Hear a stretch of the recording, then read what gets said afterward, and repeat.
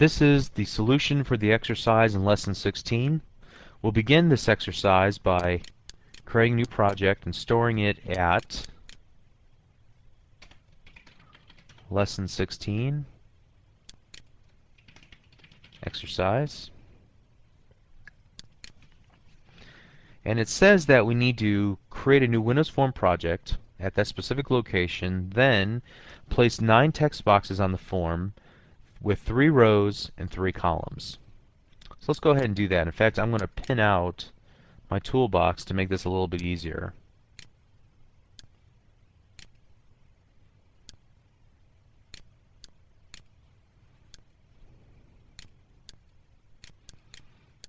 And modify the width so I don't have to change the size of each of the text boxes.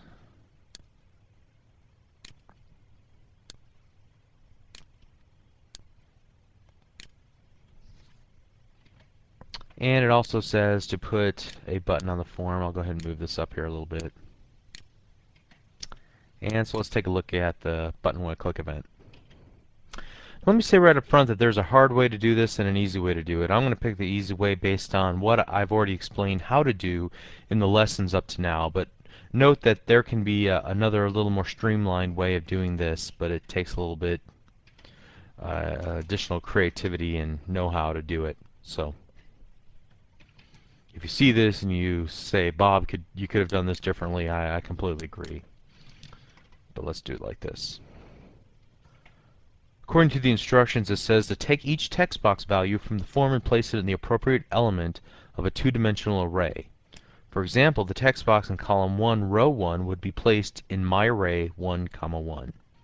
So the first thing we'll do is dimension my array 3, 3, a string. And the reason I didn't put 2, 2 is because the instructions state that the text box in column 1, row 1 should be placed in 1, 1, which lead me to believe that we did not want to use this in a zero-based capacity. Rather, we wanted to use the index values of 1, 2, and 3 for both dimensions of the array. So the next thing we'll do is start to populate each of the elements of the array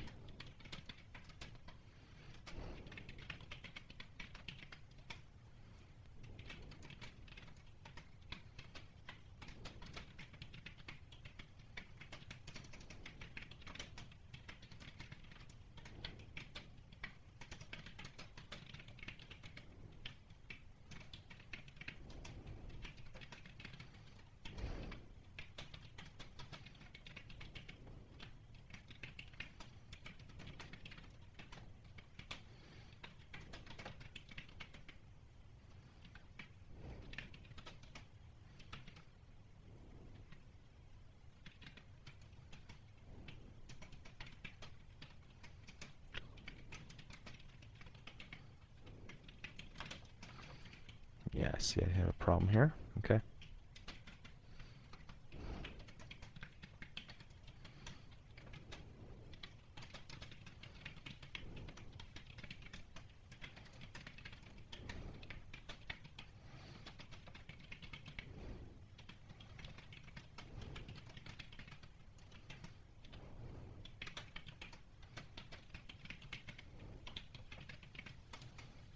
So that should populate each of the elements of the array. The next instructions are to iterate through the two-dimensional array and append each value to a string variable. So we'll then counter, or I'll tell you what, let's just do I and j like we did in the video.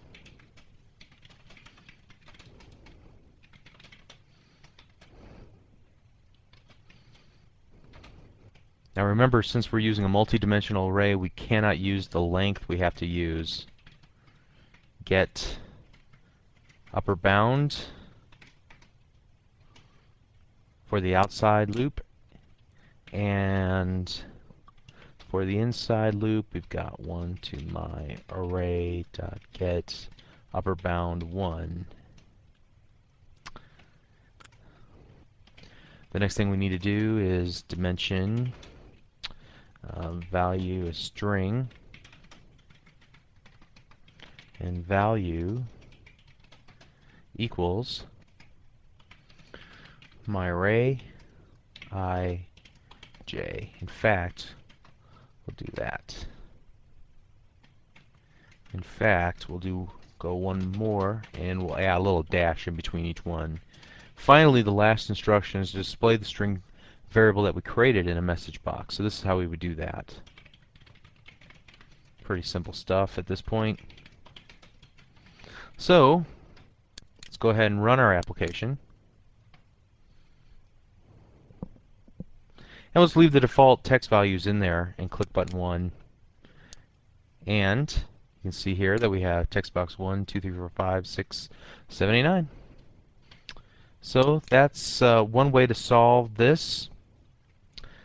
The other way, although I haven't completely worked through it, would be to find a way to just iterate through all the text box items that are on the form, because first of all, they're the only text box items on the form, so there should be some way to get to just the collection of text box items. And then specifically, they're nicely numbered for us from 1 to 9. Again, I haven't worked through that solution, but that would tell me that there's probably some easier way to do this in order to populate all of the myArray elements that I actually typed out by hand, and you probably did too. So I hope the lesson and this exercise were a pretty good workout for you in terms of learning arrays. Actually, in the next lesson, we're going to talk about arrays again and use a different type of collection called an array list. So you'll definitely want to go through the video and the lesson text and the exercise for the next lesson as well. Thank you.